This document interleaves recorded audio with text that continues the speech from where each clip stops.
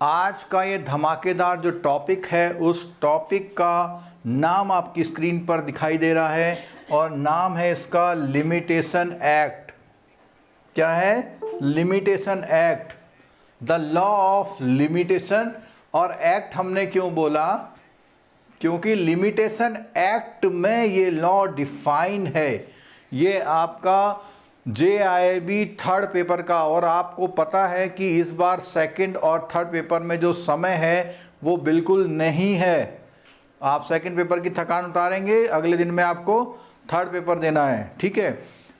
Law of limitation, limitation act में जो law है उसका एक्सप्लेनेशन यहां पर होगा, ठीक है। जब आप इस एक्ट को पढ़ेंगे तो आप बहुत सारी ऐसी बातें सीखेंगे जो आपने अपने बैंकिंग लाइफ में करी हैं, प्रैक्टिकली आप करते हैं, लेकिन आपकी अंडरस्टैंडिंग प्रॉपर उसमें नहीं है कि ये काम क्यों किया जाता है, ठीक है।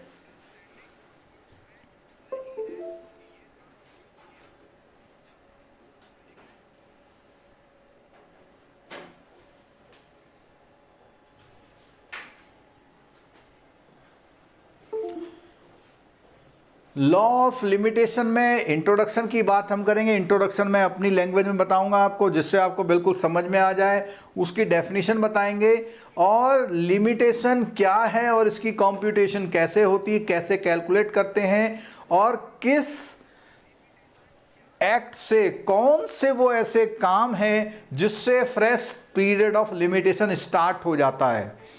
Certain important provision in schedule of limitation act, limitation act के कुछ इंपॉर्टेंट प्रोविजन भी हम करेंगे। उसके बाद इस टॉपिक को समरी करेंगे, ठीक है। उसके बाद इस टॉपिक को हम समराइज कर देंगे। क्लियर हो गया? अच्छा, अब देखिए सर, सबसे इंपॉर्टेंट बात, ये लॉ ऑफ लिमिटेशन क्यों बना है इसके लिए मैं बताऊं। जब आपका कोई किसी से भी किसी तरह का कोई डिस्प्यूट होता है तो आप अपने घर के लोगों में कोई डिस्प्यूट है तो घर वालों से बोलोगे, आप घर के बड़े आपको डिसीजन देंगे, ठीक है। ऐसे ही बाहर वालों से होगा तो आप पंचायत में जाएंगे। तो ऐसे करके लेवल्स हैं बहुत सारे, ठीक। अब सपोज कीजिए कि आप छोटे थे और धीरे धीरे करके बड़े हो गए, जॉब में लग गए, तब आपको एक न्यूज़ मिली, और वो न्यूज़ मिली कि आपके जो फादर, फोर फादर और ग्रैंड फोर फादर, यानी हम इसको ऐसे कह दीजिए कि परदादा, आपके परदादा की कोई ज़मीन थी और वो ज़मीन किसी पड़ोसी ने कब्जा ली और अपने नाम करा ली, डरा धमका के, कागज़ उसके पास हैं, ठीक है। और आप जो है उस ज़मीन के या कोई और प्रॉपर्टी के लिए आप कोर्ट चले गए कि साहब इन्होंने 70 साल पहले ऐसा ऐसा किया था। तो कोर्ट वो समय कब तक आपकी शिकायतों को सुन सकता है? कोर्ट शिकायतों को, कितनी पुरानी शिकायतों को अपने वहाँ सुन सकता है, उसका केस वो अलाउ कर सकता है, इंस्टीट्यूट कर सकता है। तो उसके लिए आया एक लॉ ऑफ लिमिटेशन, यानी हर लेवल पर एक लिमिट कर दी गई अलग अलग उसमें। जैसे हमने लास्ट जो कुछ लेक्चर्स हैं उसमें बैंकिंग ओम्बड्समैन में पढ़ा था कि आपके साथ जब कोई ऐसा बैंक गड़बड़ करता है तो बैंक में जो आप चिट्ठी देते हैं तो वो उसके जो 30 दिन जब पूरे हो जाए तो उसके 1 साल तक आप कोर्ट में जा सकते हैं, बैंकिंग ओम्बड्समैन में जा सकते हैं। कोर्ट में नहीं, बैंकिंग ओम्बड्समैन। अगर आप उससे जा जाएंगे तो बैंकिंग ओम्बड्समैन कहेगा लॉ ऑफ लिमिटेशन की बात करें, यानी कि हमने पहले बता दिया था कि इससे पुरानी कंप्लेंट हम नहीं लेते। ऐसे ही कोर्ट ने सारे जो कानून है उनको एक जगह इकट्ठा किया और उसको बोला लिमिटेशन एक्ट 1963, लिमिटेशन एक्ट 1963। इसमें जितने तरह के कॉन्ट्रैक्ट हैं, कोई भी कॉन्ट्रैक्ट के फेलियर होने या किसी पे आपका कोई डिस्प्यूट है, उसको वो करने के लिए कोर्ट तक जाना है आपको।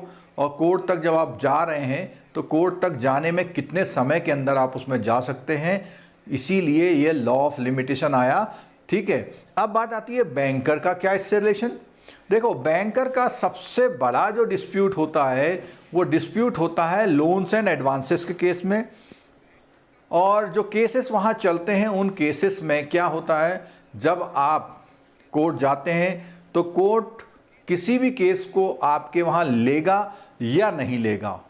ठीक है, तो इसके लिए क्या है, आपने जिस दिन उसको लोन दिया, जिस दिन उसके साइन कराए, जिस दिन उसके डॉक्यूमेंट हुए, जिस दिन उसका सैंक्शन हुआ, जिस दिन उसने एप्लीकेशन दी, जिस दिन उसने दोबारा डिस्बर्समेंट कराया, जिस दिन उसने कोई क्रेडिट डिपॉजिट कर दिया, जिस दिन उसने बैलेंस ऑफ कंफर्मेशन पे साइन कर दिया, जिस दिन उसने किसी नोटिस का रिप्लाई कर दिया, ये सारे इंसिडेंट में से कुछ इंपॉर्टेंट इंसिडेंट्स होते हैं जिनको आप, जहां से आप उस डेट या डेज की कैलकुलेशन करेंगे जो लॉ ऑफ लिमिटेशन में एक्सप्लेन की गई है। ठीक है, इतने सारे इंसिडेंट बताए मैंने।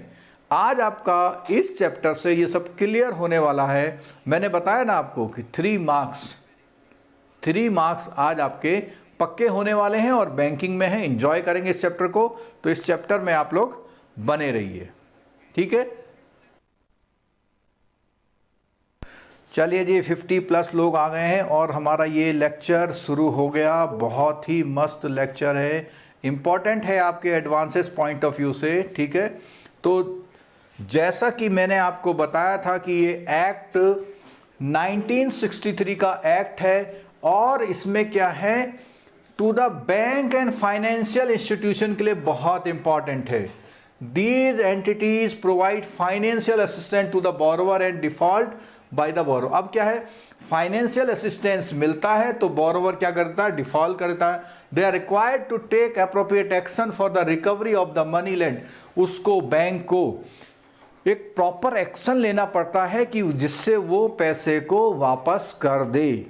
और जब भी कोई केस कोर्ट में जाता है तो जो वहाँ पर एडवोकेट्स होते हैं उसमें बहुत बारीकी से उसको समझ के कोई भी कमी अगर होती है तो उसको निकालते हैं और बैंक उस केस को हारने की पूरी उसकी गुंजाइश बना देते हैं। ठीक है, तो उसमें क्या है, recovery of debt due to bank and financial institution act. कोई मुझको ये बताएगा ये 1993 का कौन सा एक्ट है इतना लंबा सा? Recovery of debts due to banks and financial institution act 1993।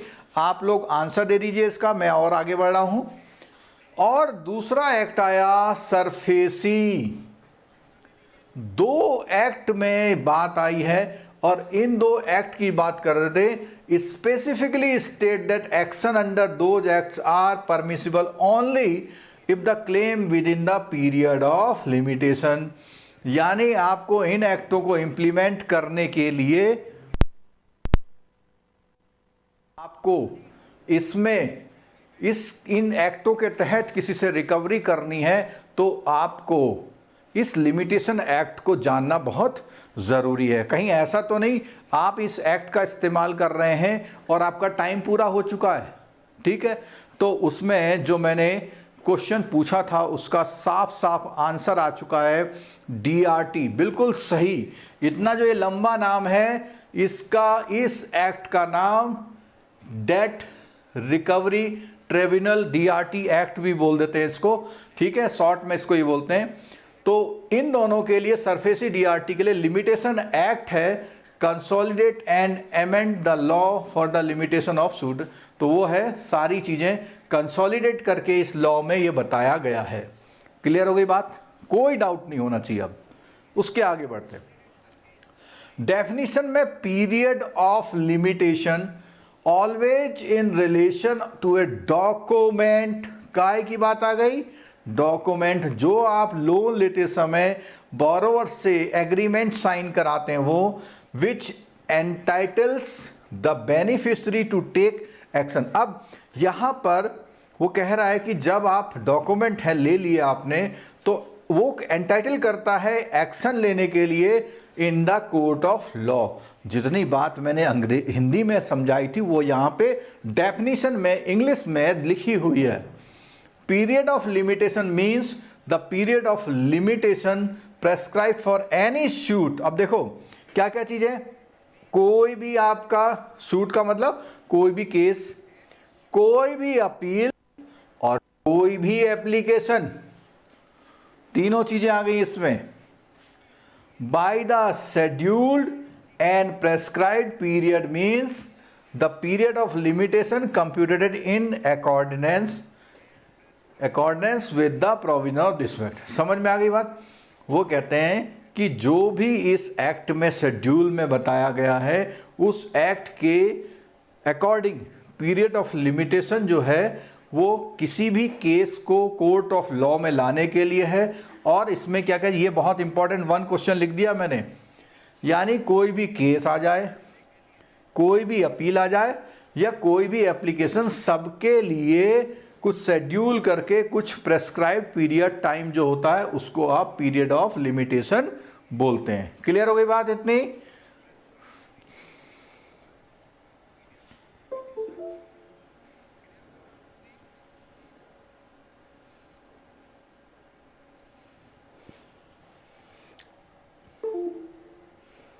अब देखिए लिमिटेशन एंड इट्स कंप्यूटेशन, बहुत इंपॉर्टेंट बात है कि आप जो है लिमिटेशन एंड इट्स कंप्यूटेशन, यानी कैसे आप लिमिटेशन क्या है और इसे कैसे कंप्यूट करेंगे उसके बारे में बात हुई। ठीक है, तो इसमें क्या है देखो, it is absolutely necessary that every suit, application and appeal shall have to be made within the period of limitation। अब कहां पे है ये, कहां बोला हुआ, section 3 of limitation act declare that every suit instituted. अब देखो इंस्टीट्यूटेड का मतलब है कोई केस डालने से कुछ नहीं होता, डालने के बाद अगर कोर्ट कहे कि हाँ ये केस मैंने एक्सेप्ट कर लिया, अब मैं इसमें प्रोसीडिंग शुरू करूंगा, उसको बोलते हैं institution. Appeal preferred, appeal preferred क्या होता है, अपील कोई डिसीजन आने के बाद जो हम अगली कोर्ट में कार्रवाई करते हैं उसको अपील बोलते हैं।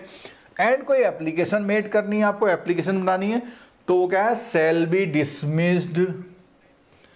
B dismissed although limitation has not been set up as a defence. अब देखो सुनो, यहां ये कह रहा है कि सेक्शन 3 जो लिमिटेशन एक्ट का सेक्शन 3 है, अगर आप कोई भी application after the prescribed period करेंगे तो आपकी ये जो तीनों चीज हैं उनको क्या है, डिसमिस कर देगा, although limitation has not been set up as a defence. Clear हो गई बात।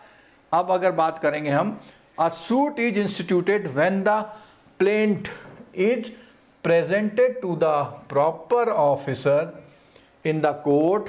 प्लेंट माने होता है जिसको तकलीफ हुई है, प्लेंट माने जिसको तकलीफ हुई है, वो प्लेंट कहीं पर भी कोर्ट में जाता है, चाहे वो बैंक को तकलीफ हुई हो चाहे किसी और को हुई हो। ठीक है, in the case of set off counter claim they shall be treated as separate suit and shall be deemed to have been institute. अब देखो काउंटर क्लेम की बात आती है, तो काउंटर क्लेम क्या होता है, काउंटर क्लेम से बात है, काउंटर क्लेम्स का मतलब है कि भैया बैंक ने बोरोवर से लेने हैं, बोरोवर ने बैंक से लेने, ए ने बी से लेने, बी ने ए से लेने, तो काउंटर क्लेम अगर कोई करेगा तो उसको एक फ्रेश वो माना जाएगा। जैसे किसी ने किसी के ऊपर केस किया और अगर नहीं जी इसने भी तो 200 रुपये मेरे देने, तो उसका वो अलग से क्लेम करेगा।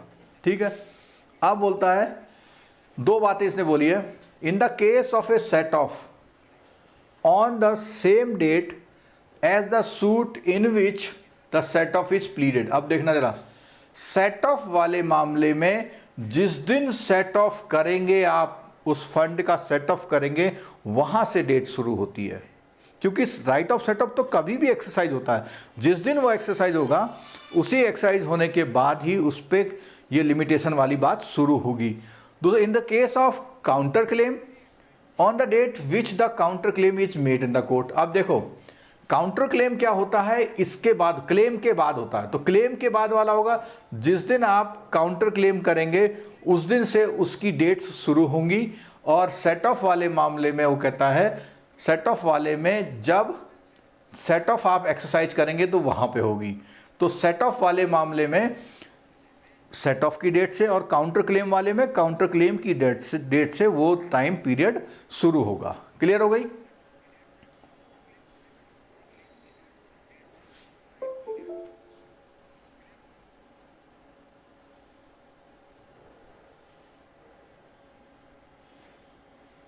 आगे इस क्लास में बहुत अच्छे अच्छे एग्जाम्पल्स हमारे वो होने वाले हैं, जिससे आप बहुत इजीली इन बातों को इनको समझ पाएंगे। ठीक है, तो इसमें क्या है, देखो, computation of the period of limitation, computation of the period of limitation. ठीक है, अभी जो आपकी चैटिंग में ये डिस्काउंट का जो है मैसेज आ रहा है, इस मैसेज का मतलब ये है कि जो ऑफ़र है वो दिवाली वाला अभी एग्जिस्ट करता है, और जो लोग भी अभी कोर्स को लेना चाहते हैं तो नीचे जो डिस्क्रिप्शन बॉक्स में सारे लिंक दिए हुए हैं, उससे लिंक से देख करके आप इसका यूज़ ज़रूर कर लीजिएगा। और जो लोग पैसा नहीं खर्च करना चाहते हैं या उनको कोर्स थोड़ा कॉस्टली लगता है, तो उनके लिए फ्री लाइव क्लास चल रही है। केवल शर्त यह है कि लाइव क्लास केवल लाइव क्लास में चलेगी, उसके बाद अवेलेबल नहीं रहेगी। तो कोशिश कीजिएगा कि अपना बेनिफिट किसी भी तरह उठा ले, चाहे फ्री में आप उठाएं, चाहे आप कोर्स लेके उठाएं। ठीक है, हमारी तरफ से कोई रेस्ट्रिक्शन नहीं है, कंफर्टेबिलिटी को देखते हुए वो कर सकते हैं। ठीक है, सेट ऑफ मीन्स पूछा है वीरेंद्र जी। जब हमने सिक्योरिटी में सेट ऑफ वाला पढ़ाया था तो वहाँ बताया था सेट ऑफ का मतलब होता है कि किसी एक ने किसी एक दूसरे के पैसे देने हैं, और वो क्या करता है, जिसके पैसे देने हैं उसके पास कुछ उसके पैसे पड़े हुए हैं। ए ने बी को 500 रुपये देने हैं, बी ने ए को 200 रुपये देने हैं। तो नेट होके, अगर नेट होके हिसाब होगा तो उसको सेट ऑफ बोलते हैं। ठीक है, अगर नेट हो जाए तो उसे सेट ऑफ बोलते हैं। क्लियर हो गई? चलो, तो यहां पर computation of the period of limitation कैसे करेंगे, देखना ध्यान से। ये न्यूमेरिकल टाइप का क्वेश्चन है, 2 नंबर का आता है। केस, छोटा सा केस बना होगा, उसमें आपको बताना होगा। When the period of limitation expires on the day when the court is closed. अब देखो, कोर्ट उस दिन क्लोज है, जैसे जो समय है, और लिमिटेशन एक्ट की, लिमिटेशन का मैंने अभी तक बात ही नहीं करी कि कितने दिन का है। क्यों बात नहीं करी? हर तरह के एक्ट में, हर तरह के कॉन्ट्रैक्ट में अलग अलग लिमिटेशन है, इसलिए हमने यहाँ ये बात नहीं करी। तो ने कहा, आप पता लगा कि भैया आज 15 नवंबर को आपकी जो है लिमिटेशन पीरियड एक्सपायर हो रहा था, और उस दिन पता लगा क्या था, कोर्ट में छुट्टी थी। तो क्या होगा, द सूट, अपील और application may be instituted preferred made on the day when the court reopen. अब चाहे 20 दिन के लिए बंद हो जाए, अगर आपकी डेट छुट्टी के दिन पड़ रही है तो जब खुलेगा तो भी कोर्ट उसको एक्सेप्ट करेगा। क्लियर हो गई? Second one, any appeal, any application other than execution petition may be admitted after the prescribed period if the appellate और applicant makes out sufficient cause for not preferring the appeal of application within the period of limitation। अब देखिए, इसका आज कल के scenario से अच्छा कोई भी एग्जाम्पल हो ही नहीं सकता। आपको पता है कि बहुत सारे केस कोर्ट में, बहुत सारे जो केस हैं कोर्ट में वो डिले हो गए। मान लिया वहाँ कंटोनमेंट जोन बना हुआ है, कोर्ट बंद हो रहा है, कुछ भी हो रहा है, या आपको भी कोरोना हो रहा है किसी को, आपको मतलब, आप बुरा मत मानिएगा, आपको मतलब किसी क्लाइंट को कोरोना कोविड हो रखा है, आप तो वॉरियर हैं, क्योंकि एक बैंक ही एक ऐसा डिपार्टमेंट है जिसने अपना काम पूरा जो है मुस्तैदी से किया है। पिछले 9 महीनों में कोई छुट्टी वगैरह उनको ग्रांट नहीं हुई है, और बहुत से लोगों में आप लोगों को कोरोना का जो है वो भी पड़ा, वायरस भी चपेट में आ गए थे, और बहुत से लोग ठीक हो गए थे। ठीक है, तो यहाँ ही बात कर रहे हैं कि कोई ऐसे सफिशिएंट कॉज आप देंगे अगर कोर्ट को, आपका वो समय पूरा हो गया और आपने क्या है, कोर्ट भी खुला हुआ है, लेकिन फिर भी कह रहे हैं हाँ मैं आ ही नहीं पाया, ट्रांसपोर्ट बंद था। ऐसी कंडीशन में वो कर सकता है, ये बात आई यहाँ पे, ठीक है। नेक्स्ट में, in computing the period of limitation the day from which such period is to be record shall be excluded. अब देखिएगा, जब आप दिनों को गिनेंगे, जो दिन उसके पीरियड को गिनेंगे, तो आप एक दिन, वो कहता है from which such period is to be record, जिस दिन से वो दिन गिना जाएगा उस दिन को छोड़ दीजिए। उसके बाद से आज आपका जो हुआ उसके बाद से आपको गिनने हैं दिन, ठीक है। अगला, computation of period of limitation for filing appeal shall be excluded a day on which judgment was pronounce and the time taken for obtaining a copy of the decree. अब आपको बता देते हैं आपको कि इसका भी एग्जांपल मैं आपको दूंगा कि एक तो कोर्ट ने ऑर्डर प्रोनाउंस कर दिया, लेकिन आपको उसकी कॉपी लेने में समय लग गया। सेंटेंस और ऑर्डर अपील, यानी आपको जो डिक्री, सेंटेंस या कोई ऑर्डर अपील है उसको लेने में समय लग गया, तो time required for obtaining a copy of the order award shall be excluded. यानी जैसे आपको 3 दिन लग गए, भाई जज जो है उसने कहा आज हाँ जी इसको जो है 525 रुपये का फाइन लग गया, अब वो अपील करना चाहता है, तो 3 दिन बाद उसको कॉपी मिली। तो जिस दिन उसको कॉपी मिली, अनाउंस करने, प्रोनाउंस से मतलब नहीं है, जज का वो जजमेंट देने से मतलब नहीं है, वो है, ठीक है। While computing the time limit for filing revision और रिव्यू एप्लीकेशन और an application set aside the award, ठीक है। तो बात समझ में आ गई आपको। जब भी आप उन चीज़ों को काउंट करेंगे तो ऐसे दिनों को आप छोड़ देंगे, जब तक उसको वो मिला नहीं आदेश तब तक नहीं माना जाएगा। Decree meaning in Hindi, decree का मतलब बता विकास जी ने सही आंसर, फाइनल ऑर्डर। अब मैं बताता हूँ डिक्री क्या होता है। ऐसा होता है जब जज कोई आदेश दे देता है, आदेश आ गया, वो ऑर्डर फिर 30 दिन तक या 90 दिन तक वेट करता है। क्यों? हो सकता है वो कहीं अगले कोर्ट में अपील कर दे, तो जब अपील करेगा और अपील करने का समय खत्म हो गया तो ये माना जाता है अब वो कोई उस केस के खिलाफ, उस ऑर्डर के खिलाफ नहीं आ रहा, तो जज दोबारा एक आदेश लिखता है कि हाँ भाई अब इसको फाइनल कर दो, क्योंकि वो अपील में नहीं गया, ठीक है। अंतिम आदेश भी बोल सकते हैं, ठीक है।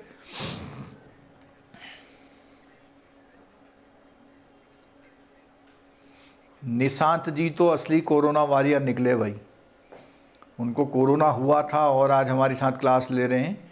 चलिए ध्यान रखिए आप लोग, सब लोग अपने स्वास्थ्य का ध्यान रखिए, ठीक है। चलो तो क्लियर हो गई इतनी बात। चलिए तो अभी हम एक्सक्लूजन की बात कर रहे थे, तो और अगले ऐसे कौन से पॉइंट्स हैं जिसमें आप कंप्यूटेशन करने में ध्यान रखें। क्या बोलते हैं? For an application for execution of decree the period during which the institution और एग्जीक्यूशन हैज़ बीन स्टेड। अब देखिए सुनिएगा इस बात को, बाय इंजंक्शन और ऑर्डर। कहने का मतलब है कि अगर कोई भी ऑर्डर को स्टे कर दिया, अब एक ऑर्डर आया उसको स्टे कर दिया, तो स्टे करने का मतलब अभी वो ऑर्डर नहीं है, समझ लो आप, और वो 2 साल तक स्टे बना रहा, तो जब वो स्टे हटेगा तब से आप वो दिन गिनेंगे, ठीक है। नेक्स्ट क्या है? The day on which the order was issued or made and the day on which it was withdrawn shall be excluded. अब देखो, जिस दिन वो हटेगा या जिस दिन ऑर्डर इश्यू होता है, तो वो दिन हटते हैं, अभी हमने पहले भी चर्चा कर ली, वो दिन हट जाएंगे। अगला क्या है? For filing an issued for which notice has to be given, जिस जो केस है आपका उसका जो नोटिस है, for which the previous consent or sanction of the government or any other authority is required in accordance with the requirement of any law, the time being is enforced the period of such notice or time required for obtaining such consent or sanction shall be excluded। इसको मैं समझाता हूँ। कई बार क्या होता है, किसी किसी मामले में गवर्नमेंट से एक परमिशन लेनी पड़ती है, तो पता लगा आपने गवर्नमेंट से परमिशन ले रखी है, पर गवर्नमेंट ने 2 साल में आपको परमिशन दी, तो आपके 2 साल उस पीरियड में नहीं काउंट होंगे, आपको इतने टाइम का एक्सटेंशन मिल जाएगा। क्लियर होगी बात। नेक्स्ट पॉइंट है, in computing the period of limitation any suit the time during which the defendant has been absent from India. देखो कितना बड़ा बात आ गया। अगर विजय माल्या जी के कोई लिमिटेशन वाले मामले फंस रहे हैं, तो वो आराम से उन मामलों में बच जाएंगे, क्योंकि वो कहेंगे मैं तो इंडिया में था ही नहीं। From the territories outside India under the administration of the central government shell be excluded. यानी ऐसे कोई भी जगह जहाँ पे एक तो आउट ऑफ इंडिया रहा, या कोई ऐसी टेरिटरी है आउटसाइड इंडिया जहाँ पर इंडिया का कोई सेंट्रल गवर्नमेंट का कोई भी क्या है कंट्रोल नहीं है, तो उस कंडीशन में आपको उन दिनों जितने दिन आप बाहर रहे हैं उसका आपको बेनिफिट मिल जाएगा लिमिटेशन एक्ट में। चलिए अब जो आगे जो हम पढ़ रहे हैं, जो मैं बोला था 2 मार्क्स का क्वेश्चन, वो 2 मार्क्स का क्वेश्चन आपकी स्क्रीन पर ये रहा। चलिए क्या है वो क्वेश्चन देखते हैं।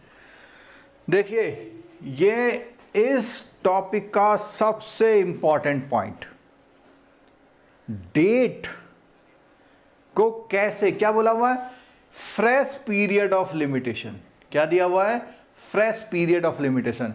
यानी वो कौन सी एक्टिविटी है जिससे एक बार पीरियड आपका लिमिटेशन खत्म हुआ तो लिमिटेशन पीरियड दोबारा चालू हो जाएगा, फिर दोबारा, ऐसे करके 3 बार, वंस, सेकंड, ट्वाइस, थर्ड, ऐसे करके थ्राइस करके ऐसे लिमिटेशन पीरियड आगे बढ़ता जाएगा। वो कौन सी एक्टिविटी है, ठीक है। क्या बोलता है इसमें, there are 2 instances which will give the fresh period of limitation. In these case the period of limitation will be computed as if the starting point is the happening the instance. क्या मतलब हुआ, वो कहता है वो इस तरह से आपको फ्रेश टाइम देगा जैसे वो स्टार्टिंग पॉइंट में दे रहा था। जैसे आपको 3 साल यहां दे रहा है, तो तुरंत फिर उसके बाद भी 3 साल देगा, उसके बाद भी 3 साल। समझ में आई बात।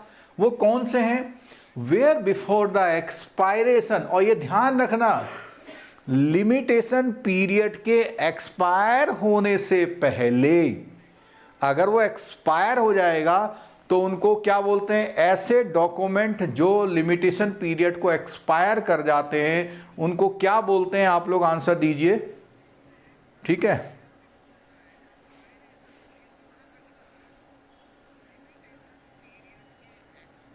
हाँ जी लकी जी, जो आज की क्लास में वो कंप्लीट करूंगा मैं, जो आपका होमवर्क में छूट गया था, ठीक है। तो इसमें क्या है देखो, prescribed period for a suit or application in respect of any property or right and acknowledgement of liability in respect of such property or right has been made in writing signed by the party against whom such property or right is claimed or by any person through whom he derives his title liability. A fresh period of limitation shall be computed from the time when the acknowledgement was signed। तो पूरी कहानी यहां पर आ गई। Acknowledgement, अगर कोई भी acknowledgement of liability, कोई भी एक्नॉलेजमेंट ऑफ लाइबिलिटी अगर कोई कह देगा, जैसे मान लिया किसी ने 25 फरवरी 2010 को कोई लोन लिया और उसने कहा हाँ जी मेरा एक लोन चल रहा है 25 मार्च 2012 को, तो यहाँ से दोबारा से उसका समय शुरू हो जाए। यानी जो पीरियड ऑफ लिमिटेशन है वो यहाँ से काउंट नहीं होगा, क्योंकि उसने बीच में अपने आप कह दिया कि हाँ मैंने आपका लोन ले रखा है। तो वो अब वो यहाँ से शुरू हो जाएगा। क्लियर हो रही बात? तो ऐसे करके वो समय आगे बढ़ सकता है, वो समय आपका आगे बढ़ सकता है। ये बहुत इंपॉर्टेंट पॉइंट है। और इस एक्नॉलेजमेंट का एग्जाम्पल आप ऐसे समझ लीजिए, कई बार आप लोग लेते हैं, हाँ जीत सिंह ने सही आंसर दिया है। जब मैंने पूछा था कि ऐसे डॉक्यूमेंट जिनका लिमिटेशन पीरियड एक्सपायर हो जाता है उसको टाइम बार्ड क्या बोलते हैं, टाइम बार ना बोल के टाइम बार्ड डॉक्यूमेंट, ठीक है, टाइम बार्ड डॉक्यूमेंट बोलते हैं। क्लियर है? ठीक। और टाइम बार डॉक्यूमेंट का मतलब हो गया ऐसे डॉक्यूमेंट अब जो कोर्ट में किसी काम के नहीं रहे। क्लियर है? अच्छा, तो यहां हम बात कर रहे थे एक्नॉलेजमेंट की। एक्नॉलेजमेंट में आप क्या करते हैं, किसी भी बोरोवर से आप लेते हैं बैलेंस कंफर्मेशन। आप समय समय पर उससे बैलेंस कंफर्मेशन लेते हैं। उसमें लिखा रहता है कि टुडे डेट इतना इतना आई, उसका बोरोवर का नाम, confirm date in my account so and so, the debit balance is this this this, और वो स्टैम्प ड्यूटी भी लगती है। जरा आंसर दीजिए आप लोग, टाइम बार्ड बैलेंस कंफर्मेशन में कितने रुपए की स्टैम्प ड्यूटी लगती है?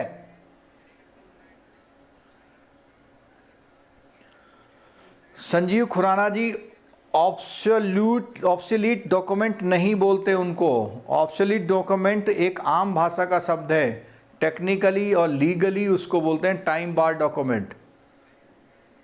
ऑब्सोल्यूट का मतलब है जो प्रचलन में नहीं है। ठीक है, रमेश जी ने आंसर दिया 10 रुपये, विकास जी ने दिया 1 रुपये और उदय जी में 1 रुपये। कभी आपने बैलेंस कंफर्मेशन देखा है? और अपनी ब्रांच में जाएं, जो फील्ड अफसर है उनसे पूछें कि बैलेंस कंफर्मेशन में कितना रिवेन्यू स्टैंप लगता है। लकी बख्शी वगैरह 1000 रुपीज़, 100 रुपये। देखो मैं 2-3 चीज़ें बता दूं आपको, 100 रुपये 1000 रुपये तो बिल्कुल नहीं आंसर। 1 रुपये और 10 रुपये पे, 2 रुपये भी बिल्कुल आंसर नहीं है। 1 रुपये और 2 रुपये पे आंसर आप लोग चेक करिएगा अपनी ब्रांच में जाके। बहुत पुरानी बात है, तब 1 रुपये पे लिया जाता था। ठीक है, रिवाइवल लेटर जरूर जो है 10 रुपये पे लिया जाता है। जो ये फ्रेश लिमिटेशन की बात आ रही थी ना, तो एक तो लिमिटेशन आप ऐसे बढ़ा सकते हैं एक्नॉलेजमेंट लेकर के, दूसरा लिमिटेशन यहीं पर रिवाइवल लेटर भी लेके आप कर सकते हैं। क्या कर सकते हैं? रिवाइवल लेटर भी लिया जा सकता है। यानी अगर आप रिवाइवल लेटर ले रहे हैं, रिवाइवल लेटर, रिवाइवल का मतलब होता है रिवाइव करना, किसी चीज को, डॉक्यूमेंट को रिवाइव करना, दोबारा से जिंदा कर देना डॉक्यूमेंट को, तो रिवाइवल लेटर लिया आता है। और रिवाइवल लेटर जो एग्रीकल्चर में काम करते हैं, AB 1, 2, 3, 4 करके AB के डॉक्यूमेंट होते हैं एग्रीकल्चर के, उन्हीं में से AB सीरीज के कुछ डॉक्यूमेंट होते हैं जिसमें रिवाइवल लेटर लेते हैं।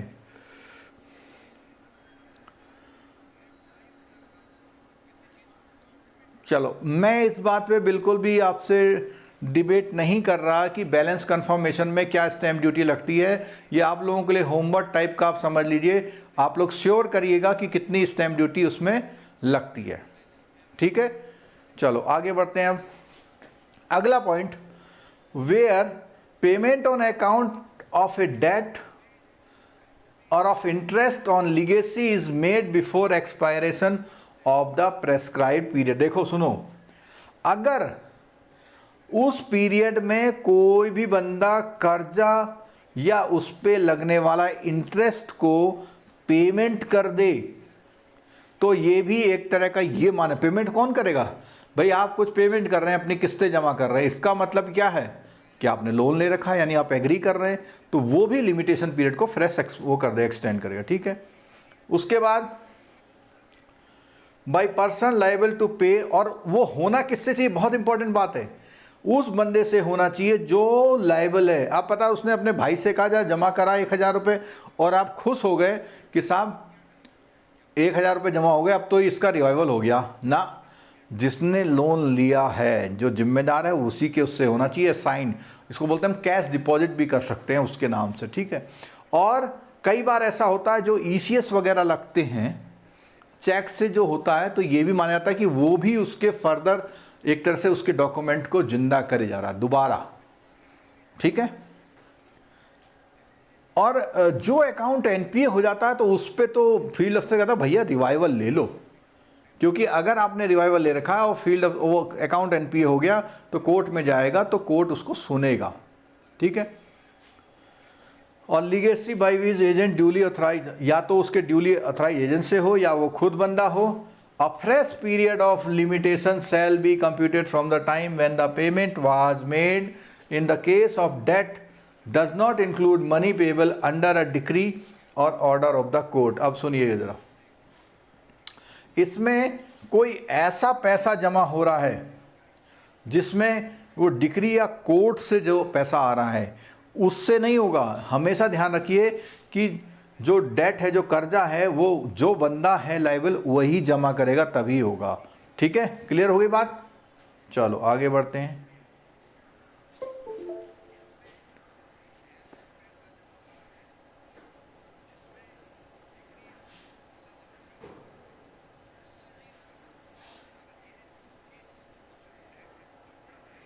ये स्क्रीन पर वो चीज़ आ गई है जो बहुत इम्पॉर्टेंट है, स्क्रीन पर वो चीज़ आ गई है जो बहुत इम्पॉर्टेंट है। और ये जो है जब तक आप इसको ढंग से नहीं पढ़ के जाएंगे तो जो मैं 2-3 मार्क्स बोल रहा हूँ वो नहीं आएंगे। अगर आपको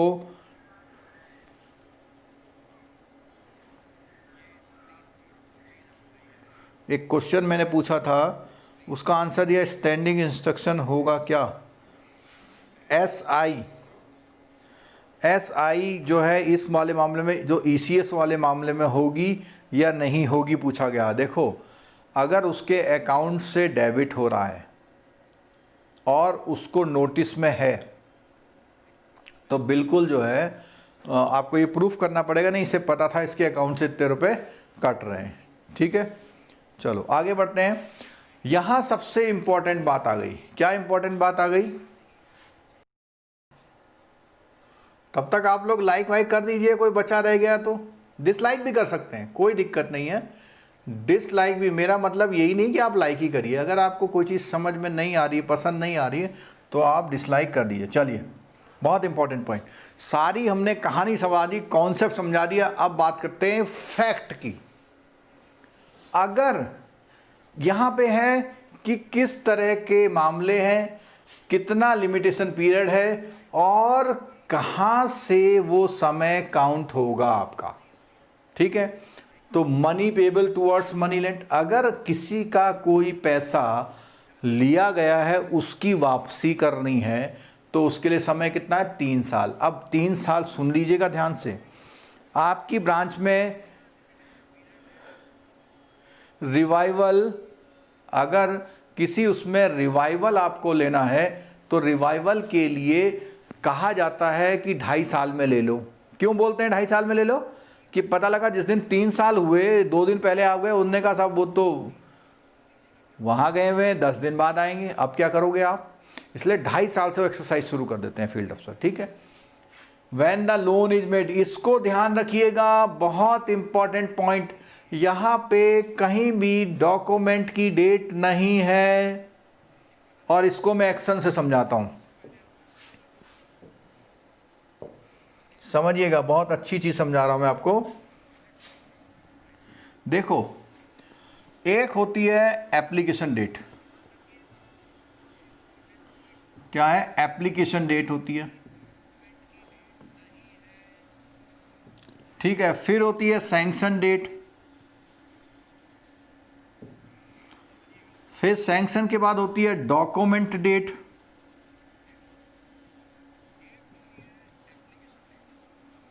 फिर होती है डिसबर्समेंट डेट,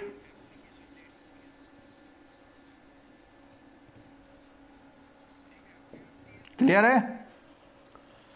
और उसके बाद डेट आती है फर्दर डिसबर्समेंट, और फिर उसके बाद डेट आती है डिपॉजिट की डेट, यानी जो लोन जमा करना शुरू कर देते हैं। तो मैंने इतनी डेटें लिखी, इन डेटों का बहुत रेलिवेंसी है यहाँ पर, इन डेटों की बहुत रेलिवेंसी है यहाँ पर कि कौन सी डेट, तो आप हमेशा ध्यान रखना कि लिमिटेशन पीरियड यहाँ से शुरू होता है। कई बार क्या होता है कि डॉक्यूमेंट उसने 12 नवंबर को साइन कर दिए, आपको पता होना चाहिए कि डॉक्यूमेंट साइन कर दिए लेकिन डिस्बर्समेंट हुआ 18 नवंबर को, तो जब डिस्बर्समेंट होगा वहां से +3 ईयर का मतलब इस दिन को छोड़ दीजिए और उसके बाद 3 साल शुरू हो जाएंगे, यानी अगली 18 जो है उससे पहले आप काम अपना कर लीजिए, ठीक है, क्योंकि अगली 18 वो 3 मतलब पूरा साल पूरा हो, 19 तारीख को आपका वो डॉक्यूमेंट टाइम बार्ड हो जाएगा। क्लियर हो गई बात? बिल्कुल कोई डाउट नहीं होना चाहिए बिल्कुल इस क्लास में, क्योंकि ये पक्के नंबरों वाली क्लास है, ठीक है। चलो आगे देखते हैं। Money lent under the agreement that it shall be payable on demand, यानी डिमांड पे जितने भी लोन होते हैं उनके लिए भी 3 है। देखो यहां पर भी बोलेगा लोन इज मेड, लोन कब मेड होता है? जिस दिन डिस्बर्समेंट होता है, ठीक है। बिल ऑफ एक्सचेंज की बात करी तो बिल ऑफ एक्सचेंज देखो 2 तरह के होते हैं, एक तो साइट बिल होता है जिस दिन प्रेजेंट किया जाए उस दिन, और दूसरा क्या होता है आफ्टर साइट होता है but not a fixed time, तो उसमें भी 3 ईयर है। और कब है? जब भी बिल प्रेजेंट किया जाए। और अगर आपका जो बिल ऑफ एक्सचेंज है या प्रोमिसरी नोट है payable eight a fix time after site और डिमांड, जिसको हम बोलते हैं यूजांस बिल, अगर आपका यूजांस बिल है तो उसमें जब वो फिक्स टाइम आपका पूरा हो जाएगा उसके बाद से +3 ईयर ले लीजिए। 3 ईयर कॉमन चल रहे हैं, हाँ। और कोई प्रोमिसरी नोट या बॉन्ड है पेबल बाय इंस्टॉलमेंट है तो उसमें भी 3 ईयर तो है, लेकिन इसको समझ लीजिए, ये क्वेश्चन बहुत इंपॉर्टेंट है। क्या इंपॉर्टेंट है? बॉन्ड पेमेंट होना है इंस्टॉलमेंट में, 3 साल तो है, लेकिन बोला देखो the expiration of first term of payment as to the part then payable and for the other part the expiration of the respective term of the payment. इसको मैं समझा देता हूं आपको। देखो आपको पेमेंट होना था 14 अक्टूबर को, 14 नवंबर को, 14 दिसंबर को, 14, और यहाँ मैं सबके ईयर कर देता हूँ 2015 कर देता हूँ, लेट्स से, ठीक है। तो इस पेमेंट, ये पेमेंट आपको नहीं मिला, ये पेमेंट आपको नहीं मिला, तो आप कोर्ट जा सकते हैं 14/10/2018 तक। अब ये वाला भी नहीं मिला आपको, इसके लिए आप जा सकते हैं 14/11/2018 को। फिर ये भी नहीं मिला 14 जनवरी 2019 को जा सकते हैं। समझ में आ रही बात? क्लियर हो गई? अगर आप इस तारीख को कोर्ट जा रहे हैं तो आप इस वाले के लिए क्लेम नहीं कर पाएंगे, ये आपको समझाया जा रहा। यानी हर डेट का अलग लिमिटेशन पीरियड होगा इसमें, ठीक है। कब? वो तब होगा जब आप इंस्टॉलमेंट में बात करते हैं, ठीक है। तो यह लिखा हुआ the expiration of the first term of the payment as to the part then payable, बोला उसके बाद बोलता है and for the other part the expiration of the respective terms payment, यानी अदर पार्ट के लिए अलग है, उसके पार्ट के लिए। समझ में आ गया? तो यस लिख दीजिए जल्दी से।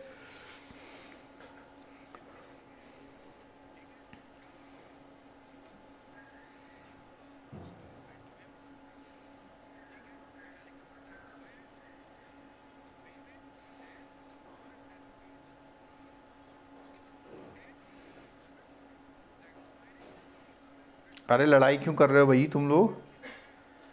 लड़ाई वड़ाई नहीं करो। 14/12/18 मैंने कोई डेट गलत लिख दी क्या? लकी जी ने पकड़ लिया लग रहा है।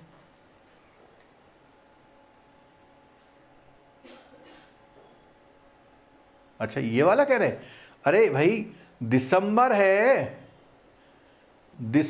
है तो उसका अगला महीना जनवरी तो होगा। अच्छा इस वाले में बिल्कुल ठीक पकड़ा जी लक्की जी, ये 12 होगा। हाँ ठीक है बिल्कुल, 10 से 11, अरे नहीं भाई, कहाँ गड़बड़ करा रहे हो मुझको, सही तो है भाई यहाँ। हाँ ये गलती पकड़ी उन्होंने,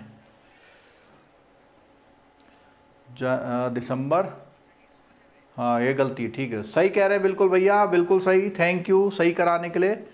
14/12/2018, मैंने 37 महीने, 37 महीने की, बिल्कुल ठीक पकड़ा आपने, यही होगा। चलो कुछ लोग लड़ाई कर रहे थे इसी बीच में, उनका मसला हल हो गया नहीं हो गया, चलो कोई बात नहीं, चलो लड़ लो।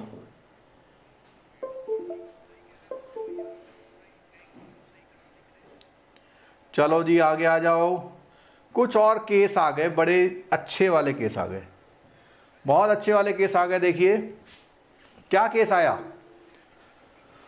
द एरियर ऑफ रेंट, जैसे बॉन्ड में मंथली मिलना है, ऐसी रेंट का पेमेंट भी मंथली होता है। तो इसके लिए क्या रूल बनाया, इसके लिए भी वही रूल बनाया है कि आप जो रेंट का एरियर है 3 साल में ले सकते हैं, व्हेन एरियर बिकम्स ड्यू। अब सुनिएगा जरा, देखो जो हमने ये केस लिया था ये वाला, इस केस में आप ऐसा मान लो ये किराए का केस है, रेंट का, आपको हर महीने 10,000 रुपये लेने थे, ठीक है, आप कहते रहे, उसने 3 साल निकाल दिए, ठीक है, तो 3 साल निकाल दिए अगर उसने, तो 3 साल के बाद जब आप जाते हैं तो एक एक महीना कम होते जाएगा। अगर आप 3 साल के अंदर जाएंगे तो पहले वाले को मांग लेंगे, ठीक है, 1 महीने बाद जाएंगे तो सबसे शुरू वाले महीने का गया, उसके लिए क्लेम नहीं कर सकते। इसका तो लाइव केस मैंने देखा हुआ है, ठीक है, किसी ने बहुत समय बाद कोई मकान खाली कराया, और जब बहुत समय बाद मकान खाली कराया तो कोर्ट में गए, तो उसको 10 साल बाद खाली कराया तो उसको सिर्फ किराया 3 साल का मिला, लास्ट वाले का, पहले का नहीं मिला, ठीक है। चलो तो ये बिल्कुल सही एग्जाम्पल हो गया, रेंट वाला क्लियर है। अब गई कॉन्ट्रैक्ट की बात है, इसमें भी 3 साल, लेकिन उसमें क्या है, the date fix for the performance. उसने कहा कि साहब ये मेरा कॉन्ट्रैक्ट इस डेट में पूरा हो जाएगा, उस डेट से 3 साल के अंदर आपको जाना कोर्ट। अगर कोई डेट फिक्स नहीं है तो when the plaintiff has notice the performance is refuse.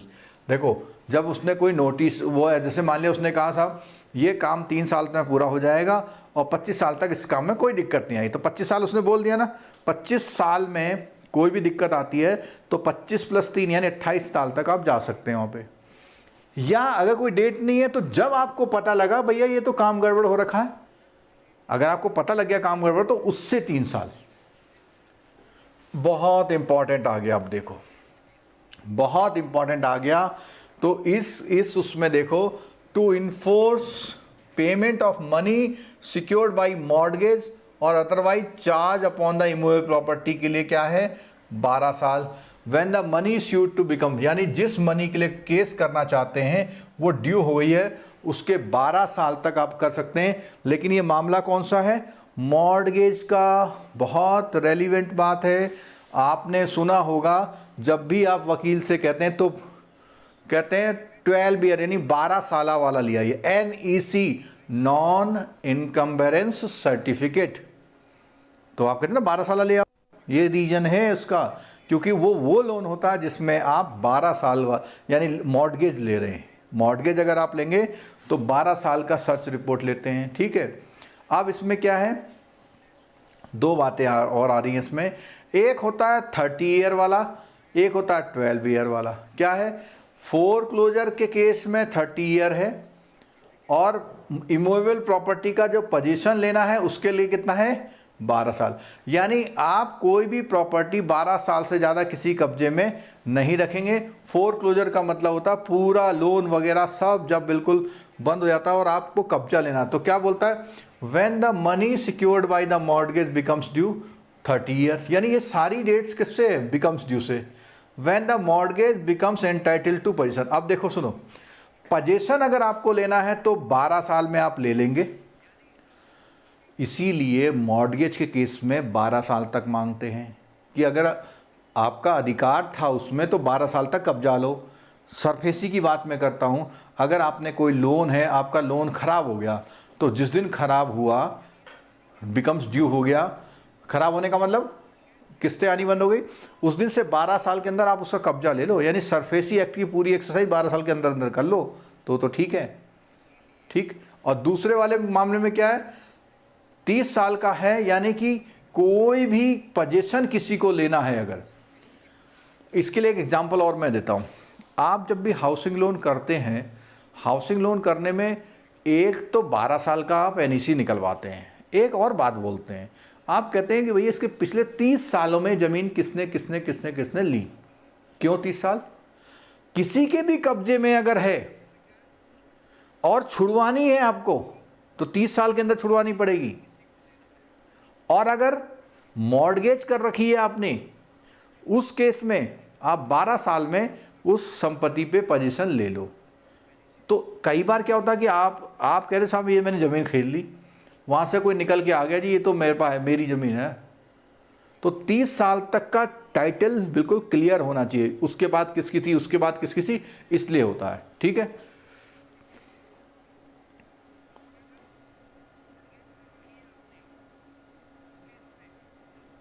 Sanjay ji foreign वाला जो है, फॉरेन वाला वो केस बिल्कुल सही समझा रहे हैं, माही जी ने सही समझाया कि वो फॉरेन वाला समय, बोरोवर यदि फॉरेन भाग गया है तो तब क्यों होगा सर। देखो इसमें एक चीज़ सुनो, दो एस्पेक्ट आप पूछ रहे हो।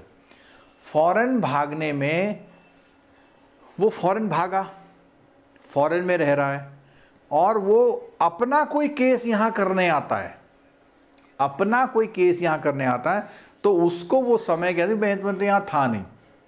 लेकिन बैंक तो अपना काम करेगा ना, वो उधर भाग गया तो भागने दो, बैंक तो नहीं भागा, बैंक को तो अपना काम इस तरह से करना पड़ेगा, ठीक है। अच्छा नेक्स्ट पॉइंट देखिए जरा इसमें, any suit except suit before the Supreme Court in the exercise of its original jurisdiction by or on behalf of the central government or any state government including the state of. अब देखो सुनो, कोई भी ऐसा case जिसमें क्या है, जो सुप्रीम कोर्ट के सामने रखा हुआ है और वो किसी सेंट्रल गवर्नमेंट, स्टेट गवर्नमेंट या जेएंडके गवर्नमेंट का है, तो उसके लिए जो वो है वो मामला कितना है, 30 साल है। किसके लिए? आम आदमी के लिए, सरकार के लिए नहीं है ये। सरकार अपना कोई वसूली 20 साल भी कर लेगी, ठीक है। When the period of limitation would begin to run under the act against like suit by the private person, ठीक है। तो यहाँ जो है एक, जो आम आदमी के लिए तो 3 साल है, क्या इन लोगों के लिए नहीं है जो सुप्रीम कोर्ट में इनके जान, किन के लिए? सरकार के लिए कोई लिमिटेशन की बात इन्होंने नहीं की है, ठीक है। अगला आ गया,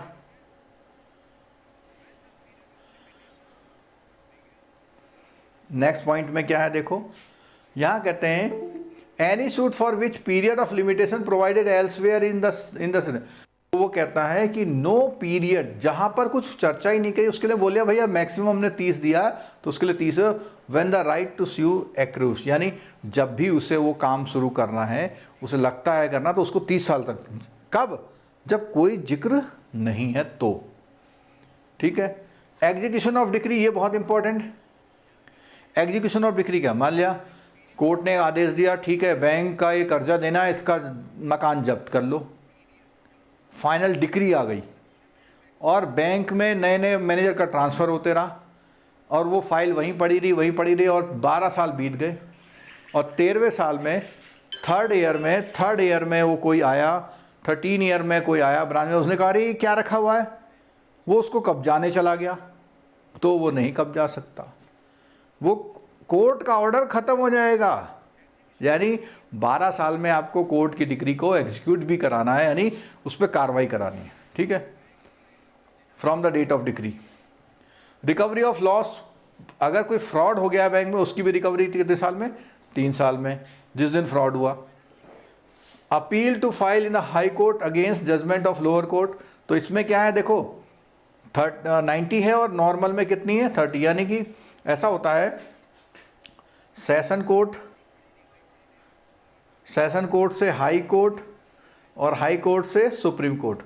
यहाँ तो मिलते हैं 90 दिन, यहाँ मिलते हैं 30 दिन, यहाँ मिलते हैं 30 दिन लोअर कोर्ट से सेशन कोर्ट। तो ये 30-30 का है और यहाँ पे 90। क्यों?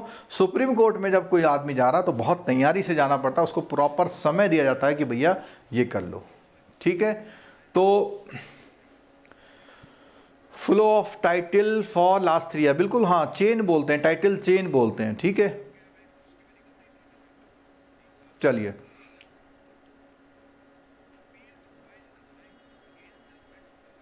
और किसी की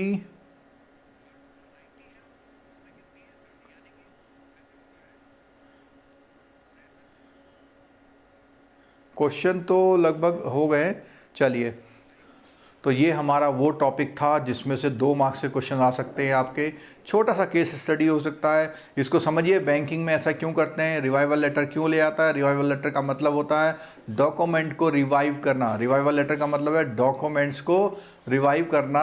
अभी हम इसी के बाद ही क्लास बंद नहीं कर रहे हैं, इसी के बाद हम वो शुरू करेंगे जो हमारा थोड़ा सा ओम्बड्समैन छूट गया था, उसको भी हम लगे हाथ कंप्लीट कर लेते हैं। तो आप लोग क्लास में बने रहिए, मत जाइए, ठीक है।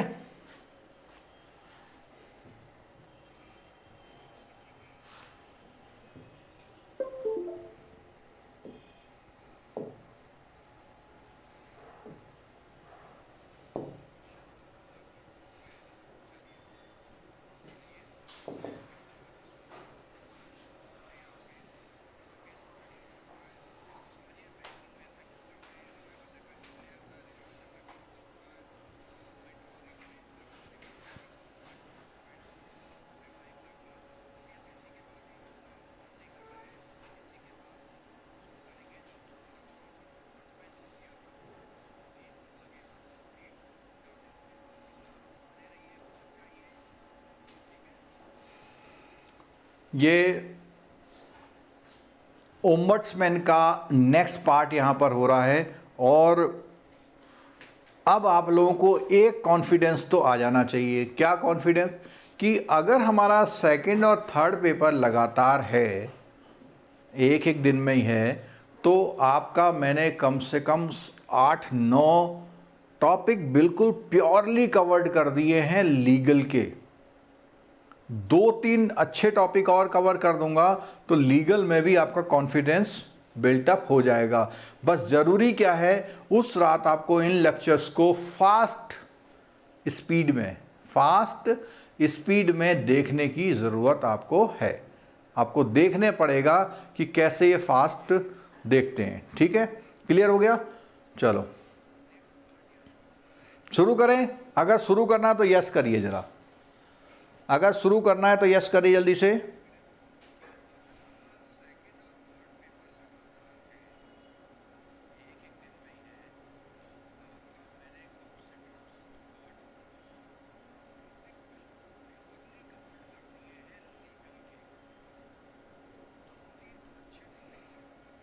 आठ, 9, 10, 11, 12, 13, 14,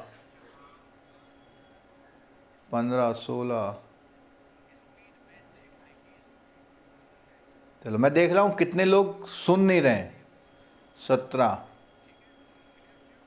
18,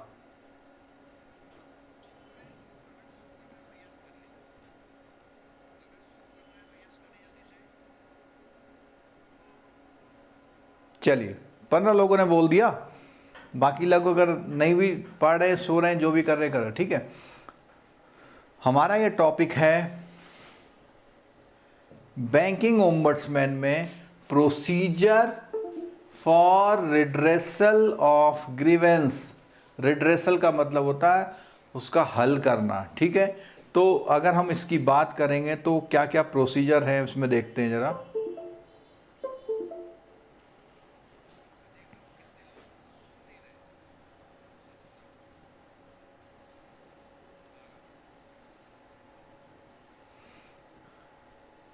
ये हमारा टॉपिक कवर हो रहा है। क्या होता है कि किन ग्राउंड्स पे कंप्लेंट की जा सकती है, फाइलिंग कंप्लेंट करने का क्या प्रोसीजर है, power to call for information. Power to call for information यानी इंफॉर्मेशन बैंकिंग ओम्बड्समैन वाला जो अधिकारी है, बैंकिंग ओम्बड्समैन है ऑफिसर, वो इंफॉर्मेशन को कॉल करने की क्या पावर रखता है?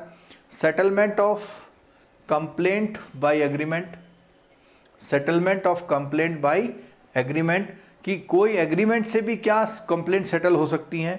बैंकिंग ओम्बड्समैन कौन कौन से डिसीजन देता है, रिजेक्शन ऑफ कंप्लेंट किन बेसिस पे होती है, और अपीलेट अथॉरिटी पे प्रोसीजर कैसे होता है।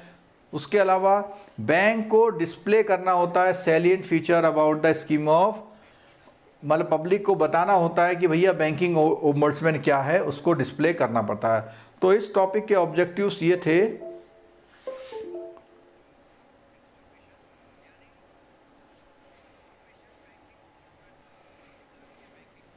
चलिए, तो इसमें क्या है?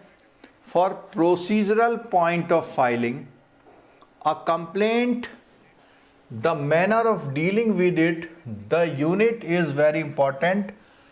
इस टॉपिक के लिए ये बहुत इंपॉर्टेंट है, कैसे इसको डील करना है। The grounds include some matters related to loans and advances also, though there cannot be a complaint for not sanctioning a loan, it can be for non-observation of RBI directive, delay in decision, interest rate directive and non-acceptance of a loan application। ये हमने banking ombudsman की पिछली class में आपसे discuss किया था कि loan वाले मामले के जो होते हैं उसमें वो नॉट सैंक्शनिंग ऑफ लोन की कंप्लेंट नहीं सुनता है। हाँ, इंटरेस्ट रेट गलत लिया, चार्जेस गलत लगा दी, ये सब तो सुनेगा, लेकिन वो नहीं सुनेगा। ठीक है। In a broader sense the aspects also cover what the customer expects from the bank about the declared service। For effectively dealing with complaint, the banking ombudsman has the power to call the information the party is concern, यानी वो जिससे भी चाहे वो जो party होती है उससे कुछ इन्फॉर्मेशन मांग सकता है। The complaint need to be in writing and supported by document declaration as given in the scheme, the limitation period for the fine. अब देखो ये आ गया 1 ईयर है, लेकिन 1 ईयर क्या होता है? वो 30 दिन के बाद प्लस होते हैं। ठीक है, क्लियर हो गया?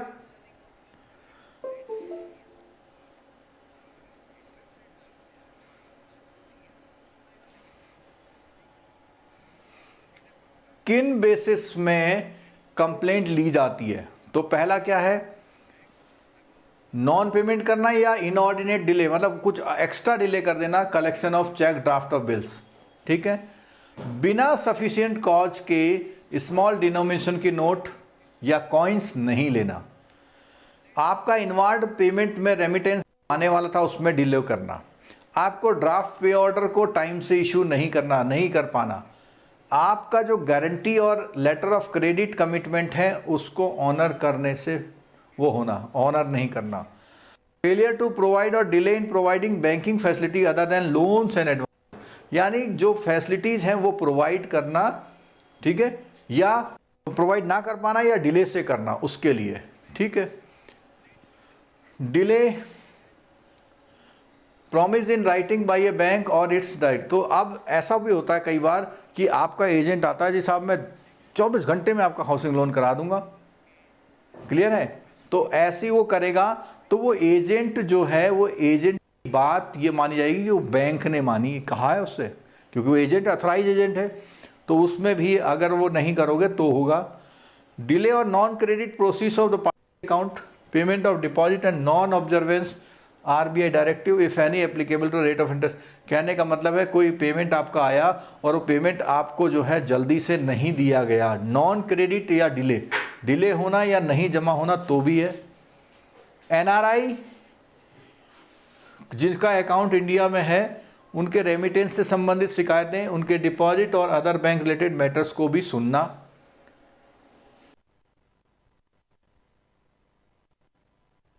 चलिए, कुछ छोटी छोटी प्रॉब्लम आ रही है, इसको बढ़ाते हैं हम आगे। नेक्स्ट पेज में आते हैं। 2-3 पेज हैं, इसको पूरा करके जाइए, छोड़ के मत जाइएगा, बिल्कुल छोड़ के मत जाइएगा, क्योंकि अभी प्रोसीजर भी आने वाला। हालांकि हमने ये लास्ट क्लास में कवर कर लिए थे, फिर भी रिवीजन के लिए क्या है, कि विदाउट सफिशिएंट रीजन के आपका अकाउंट क्लोज कर देना, फेयर प्रैक्टिसेस कोड जो है बैंक अडॉप्ट करता है उसको नहीं मानना, उसके रूल को, आरबीआई के डायरेक्टिव, यानी डायरेक्टिव का मतलब होता है डायरेक्शन, जो उसने रूल्स बनाए हैं उनको करना। लोन्स एंड एडवांसेस की 3 बातें हैं, एक तो इंटरेस्ट रेट के बारे में, और शेड्यूल्ड प्रेस्क्राइब टाइम में ना सैंक्शन करना, वैलिड रीजन के बिना एप्लीकेशन को एक्सेप्ट नहीं करना। लोन देना अलग बात है, एप्लीकेशन एक्सेप्ट करना अलग बात है, ठीक है, क्लियर हो गई बात। फिर है आरबीआई की और कोई टाइम टू टाइम डायरेक्शन उसको नहीं मानना।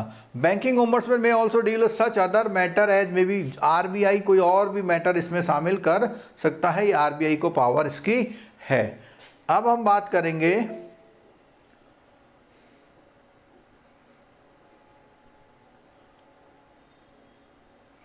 प्रोसीजर फॉर फाइलिंग कंप्लेंट, कि आप कंप्लेंट कैसे फाइल करें। हमने तो कर रखी है, हमें पता है, आप जान लीजिए कैसे करेंगे। तो क्या बोलता है यहाँ पे, फाइल कंप्लेंट करने के लिए क्या बोलता है, पहली बात बोलता है अदर देन एन एडवोकेट, बहुत इंपॉर्टेंट पॉइंट। वो क्या कर सकता है, himself, through his authorised person, other than advocate, advocates are not allowed. क्यों? क्योंकि कोर्ट नहीं है, ओम्बड्समैन कोई कोर्ट नहीं है, आरबीआई की एक फैसिलिटी है कंपनसेशन के लिए, ठीक है।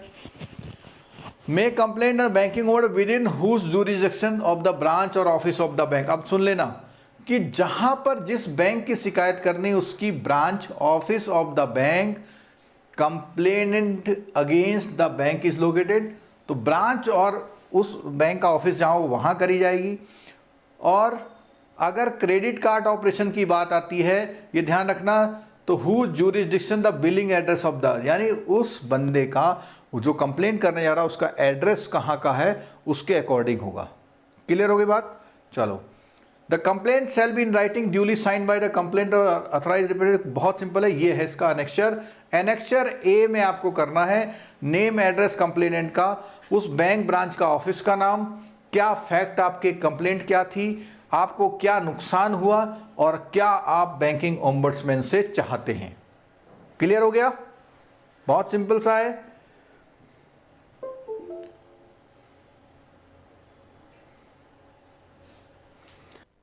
इन मामलों में वो कंप्लेंट नहीं होगी, उसने बोला है a written representation to the bank, either bank has rejected to the complaint। तो अगर आप वहां करेंगे और 1 मंथ के अंदर उसने कोई जवाब नहीं दिया है, उसी कंडीशन में वो कर, ठीक है। अब बोला है कि 1 साल, क्या बोला, complaint is made not later than 1 year after the cause of action has arisen as per clause. तो इसमें जो घटना घटी है उसके 1 साल के अंदर आप जा सकते हैं। कौन सा? वो 1 महीने के बाद वाला, ठीक है। Complaint is not in respect of the same subject matter, ऐसा कोई भी मामला जो प्रीवियस प्रोसीडिंग में सुन लिया उस पर नहीं होगी। Complaint does not pertain the same subject, उसी मामले में जिसका प्रोसीडिंग बिफोर कहीं पे कोर्ट में, ट्रिब्यूनल में, आर्बिट्रेटर में अगर चल रहा है तो उस पर नहीं होगी।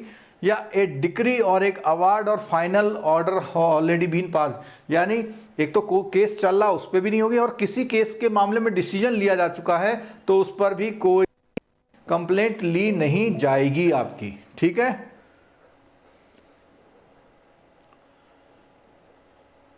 ये बहुत इंपॉर्टेंट पॉइंट आ रहा है अब, जो क्या इंपॉर्टेंट पॉइंट है देखिए, कि कंप्लेंट जो है फ्रिवलेस और वैक्सेसियस नहीं होनी चाहिए, मनगढ़ंत और झूठी मूठी नहीं होनी चाहिए। और एक बात और है, लिमिटेशन पीरियड जो इस वाले मामले में किया गया है, एक्सपायरी पीरियड और limitation prescribe under the limitation act for such claims, इनके लिए जो भी लिमिटेशन एक्ट में रूल्स बने उनके अकॉर्डिंग चलना पड़ेगा। हमने जब लिमिटेशन एक्ट पढ़ा था तो उसमें माना था कि सब कुछ कोर्ट में जाने के लिए लिमिटेशन एक्ट का प्रोसीजर है।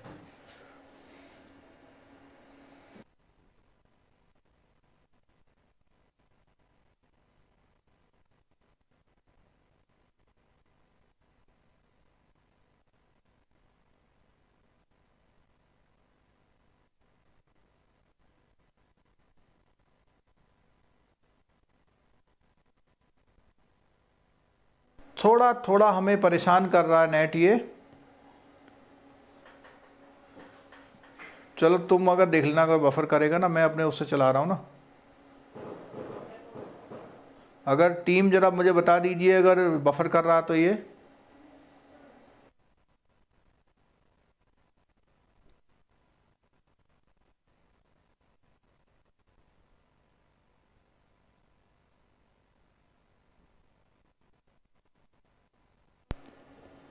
चलो थोड़ा थोड़ा परेशान कर रहा है, लेकिन मैं इसको निपटा के ही जाऊंगा आज, मैं कल के लिए नहीं रखूंगा इसको। पावर टू कॉल इंफॉर्मेशन, यानी क्या पावर है, तो उसमें बोला बैंकिंग जो ओम्बड्समैन होता है उसको किसी भी बैंक का जो नाम है उसकी इंफॉर्मेशन, कोई सर्टिफाइड कॉपी चाहिए वो मंगवा सकता है, कोई डॉक्यूमेंट चाहिए, ठीक है, जिससे उस कंप्लेन का मतलब हो।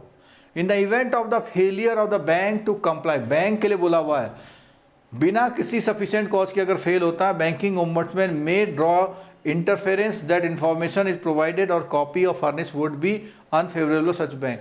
तो क्या कहना मतलब है इसमें, in the event of the failure of the bank to comply the requisition without any sufficient, the banking ombudsman may draw the interference that the information is provided would be unfavourable to such bank, यानी वो ऐसा कोई दखलंदाजी कर सकता है जो उसके bank के लिए हेल्पफुल ना हो, यानी बैंक का काम वो रोक सकता है, ठीक है। आगे, banking ombudsman shall not disclose any information or document to any person except the consent of the person furnished, यानी जिससे रिलेटेड वो केस है केवल उन्हीं को वो दिखाएगा, औरों को नहीं। However the banking ombudsman may disclose information or document furnished by a party or complaint of the opposite side complaint to the extent considered by him to reasonably required to comply with the principle of natural justice and fair play of the, तो वो कह रहा है कि ऐसी कोई भी information जो उसको ज़रूरी है उसको तो वो लेगा, लेकिन वो किसी भी बंदे को इसको नहीं दिखाएगा, केवल अगर दिखाएगा तो वो इन दो बातों में कि fair play of the proceeding, बिल्कुल सही सुथरी चलती साफ सुथरी, और नेचुरल जस्टिस का एक प्रिंसिपल होता है, उसके अकॉर्डिंग जब उसको जरूरी लगेगा तो ही वो दिखाएगा, ठीक है।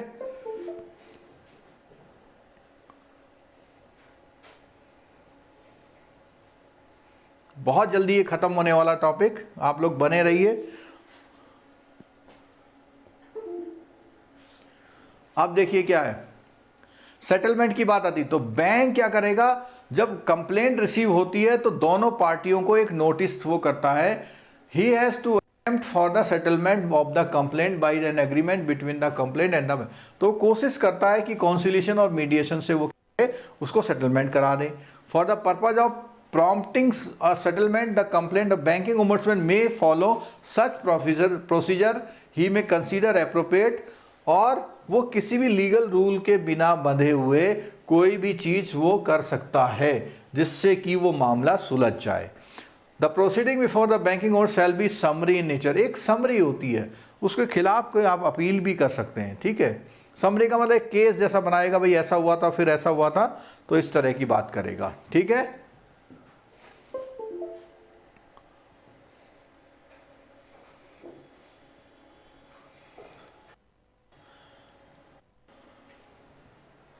अवार्ड की बात करें, मैंने बोला अवार्ड का मतलब होता है उनका फाइनल डिसीजन जो वहां से ओम्बड्समैन का, तो वो कहता है नॉट सेटल, एक महीने में अगर सेटल नहीं होती है अगर बैंकिंग में, तो banking ombudsman may consider necessary he may pass an award after affording the parties a reasonable opportunity to present their, तो वो उनको बोलेगा भैया आपको क्या कहना आप बोलिए, अगर आप जो भी आपको चाहते हैं आप बोल दीजिए, तभी वो डिसीजन लेगा।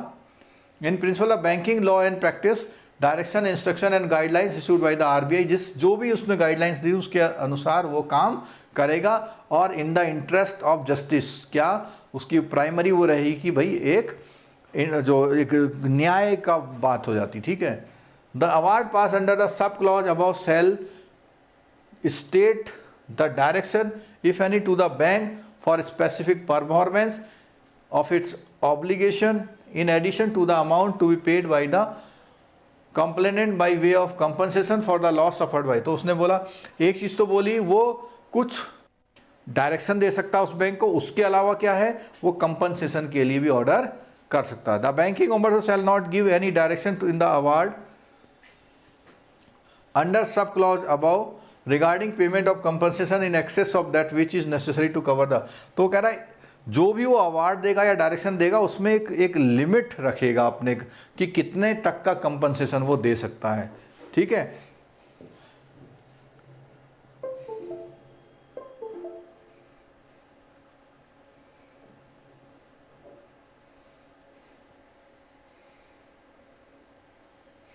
तो उसकी लिमिट की हमने बात करी थी, 20 लाख कर लीजिए, आपकी बुक में 10 लाख लिखा हुआ है, ठीक है।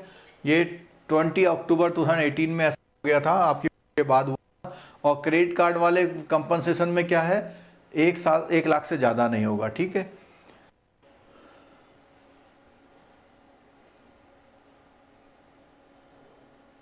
और ये जो भी अवार्ड होगा 30 डे पहले आपको क्या है, from the date of receive of the copy of the award, देख लेना इसको।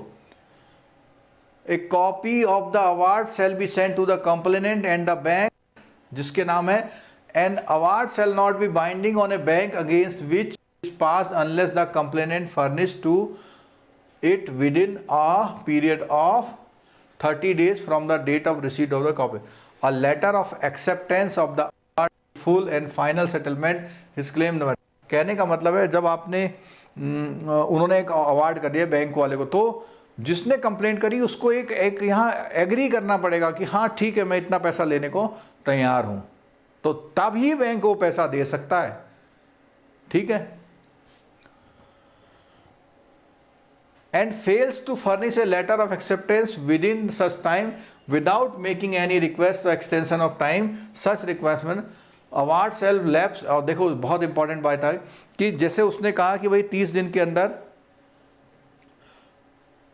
के अंदर उसको एक्सेप्टेंस देनी है कि हाँ मैं ये लेने को तैयार हूँ, तभी जो बैंक होगा वो कंपनसेशन को वो करेगा।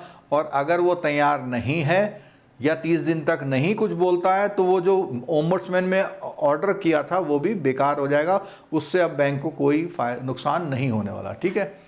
द बैंक सेल अनलेस से the perform the appeal with in 1 month। अब देखो ये 1 month है, बैंक क्या कर सकता है, अपील कर सकता है। The complainant comply with the award intimate the compliance of the banking ombudsman, ठीक हो गया। चलो अब कुछ ऐसे पॉइंट आ रहे हैं, हमने कंप्लेंट तो सुन ली, कंप्लेंट रिजेक्शन कैसे होगा। तो रिजेक्शन में कुछ पॉइंट हैं जहां पर वो मना कर सकता है, किन पॉइंटों पर रिजेक्शन नहीं होगा। वो रिजेक्शन क्या है, the banking ombudsman may reject the complaint at any stage it appears to him that the complaint made। क्या है देखो इसमें पहली बात क्या आती है, पहली बात तो कहता है जो क्लॉज 8 है स्कीम और सब क्लॉज 3 है उसके अनुसार अगर ना हो, बिना किसी रीजन के हो और रीजनेबल डिलीजेंस से नहीं कर रहा हो, मतलब ज़बरदस्ती परेशान कर रहा है बैंक को, ठीक है।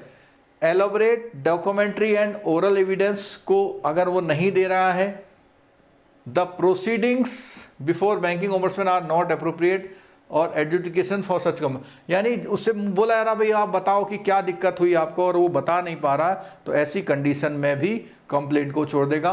प्राइमा फेसिया का मतलब होता है प्रथम दृष्टया, मतलब देखते ही पता लग रहा है, देयर इज नो लॉस और damage in the convenience.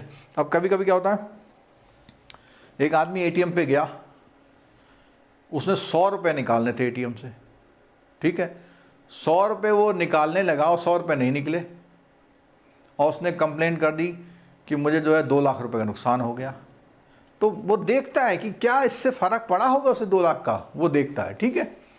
Beyond the pecuniary jurisdiction of the banking ombudsman under the scheme, यानी इस स्कीम के अंडर में वो चीज़ें आनी भी चाहिए, अगर उसके बाहर वाली कोई चीज़ है तो उसको क्या कर देगा, रिजेक्ट कर देगा।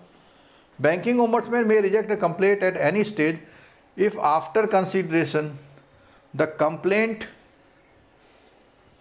and evidence produced before him banking ombudsman opinion that the complicated nature of the complaint requires consideration of the elaborate documentary and oral evidence and the proceeding before the banking ombudsman are not appropriate such a complaint the decision of the banking ombudsman in this regard shall be final and binding to all the अब देखो उसने बोला हुआ है, कई बार क्या होता है वो कुछ कॉम्प्लिकेटेड टाइप की चीज़ें होती हैं, तो कॉम्प्लिकेटेड टाइप की तो किसी भी पॉइंट पर वो क्या कर सकता है, उसको कंप्लेंट को रिजेक्ट कर सकता है, क्या बहुत ही पेचीदा मामला होता है।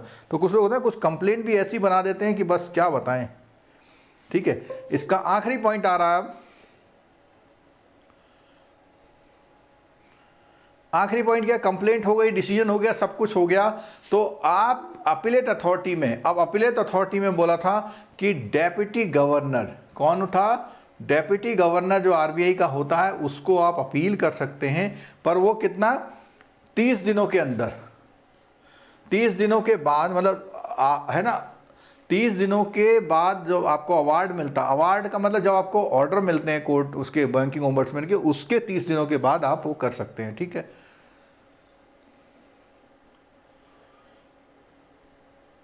देखो ये लास्ट लेक्चर में मैंने बताया था,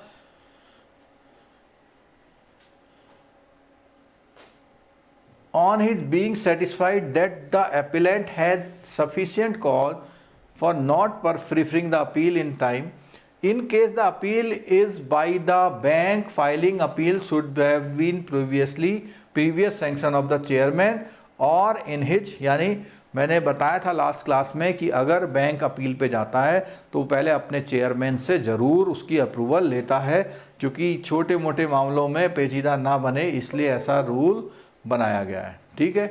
अब कौन कौन है देखो इसमें, अगर मान लिया आपका चेयरमैन नहीं है तो बैंक का जो एमडी है, एग्जीक्यूटिव डायरेक्टर है, सीईओ है, जो भी हो वो आएंगे, ठीक है।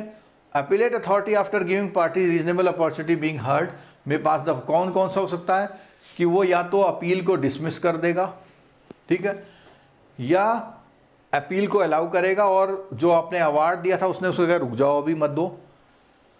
Remand the matter of the banking ombudsman for fresh disposal, अब वो बैंकिंग ओम्बड्समैन को लिखेगा भैया इसको दोबारा से देखो जरा, पूरी एप्लीकेशन को दोबारा से वो करो, ठीक है, मैटर को, या उसके अवार्ड को मॉडिफाई कर सकता है और कोई और अलग डायरेक्शन दे सकता है, या अदर ऑर्डर अगर उसे लगता है तो दूसरा ऑर्डर भी वो पास कर सकता है, ठीक है। The order of the appellate authority has also same effect as that of award. अब देखो अपीलेट अथॉरिटी जो अवार्ड दे रही है वो ऐसा ही होता है जैसे बैंकिंग ओम्बड्समैन एक अवार्ड दे रहा था, ठीक हो गया, क्लियर है।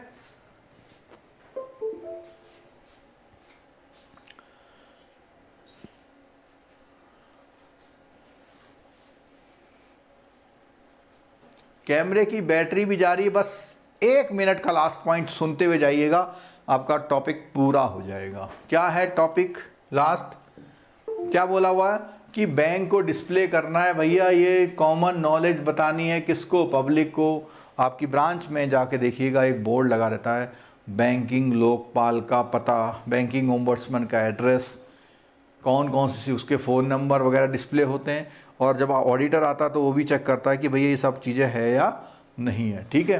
तो उसमें क्या बोलता है,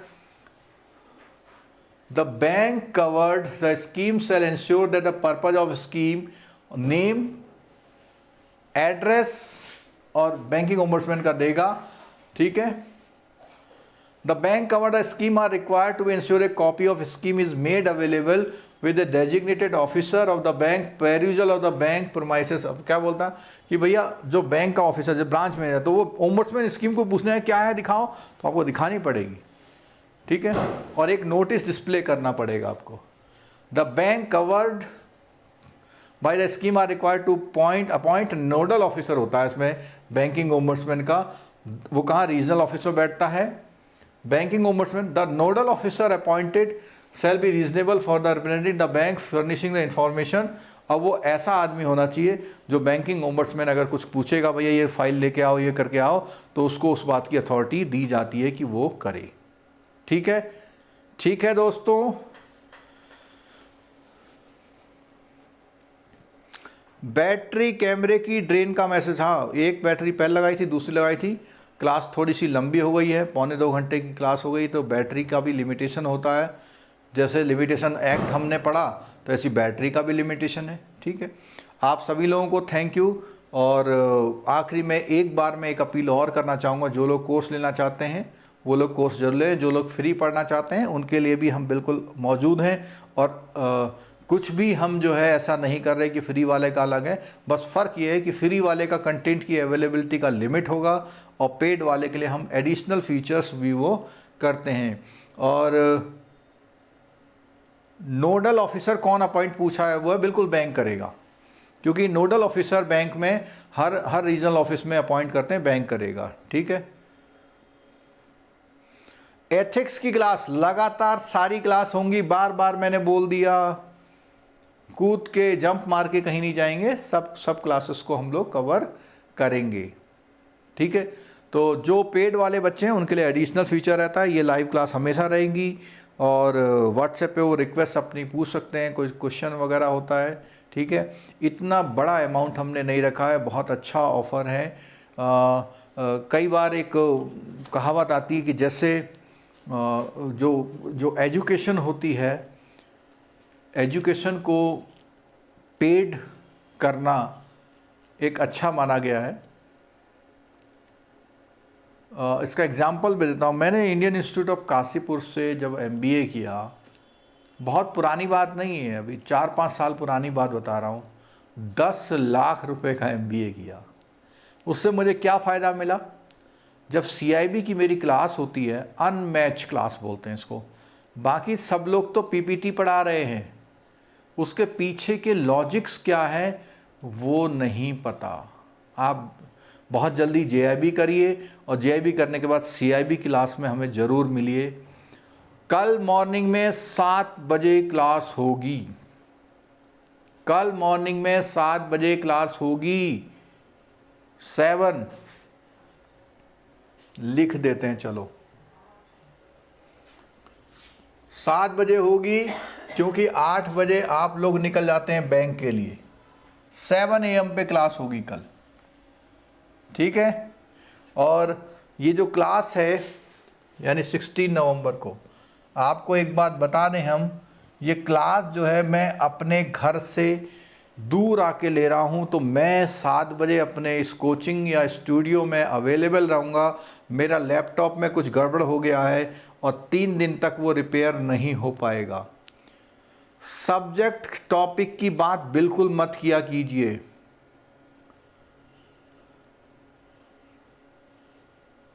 अच्छा, महाराष्ट्र में छुट्टी है पर कई स्टेट में नहीं है। ज़रा बताइए, उत्तराखंड यूपी में छुट्टी है? सारे स्टेट में नहीं है, महाराष्ट्र में होगी, ठीक है। छुट्टी हो या ना हो, कल की क्लास 7 बजे होगी। आप लोग पढ़िए, खूब पढ़िए, जितना यूपी में है। यूपी में भी छुट्टी है, गुड, मज़े आ गए फिर तो आप लोगों के। तो आप दिन भर जो है इस पढ़ाई का इस्तेमाल करिए, ठीक है। HP में नहीं है, मैंने कहा ना सब जगह नहीं है, हरियाणा में भी नहीं है, नहीं है झारखंड में, यूपी में हॉलीडे, चलो कोई बात नहीं। तो जिनकी छुट्टी है वो छुट्टी का, और पढ़ाई करिए, बिना पढ़ाई करके JIB मत करिए पास, पढ़ लीजिए। आपके पास उंगलियों में दिन है, अब फिंगर्स पे गिन लीजिए जो दिन है, बिना पढ़े। कम से कम छुट्टी वाले दिन 8-8 घंटे पढ़िए, और दिनों में 4 घंटे ज़रूर पढ़िए। सुबह 2 घंटा, शाम कुछ भी नहीं करते, इतने सारे YouTube चैनल हैं, इतनी क्लासेस हैं, सुनते जाइए, JIB पेपर निकल जाएगा अगर सुन भी रहे हैं आप तो, ठीक है।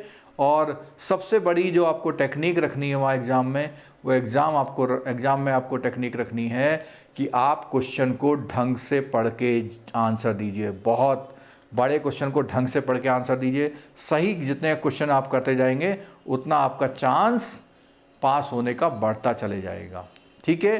तो फिर सुबह मिलते हैं 7 बजे अगली क्लास के साथ। Thank you, good night.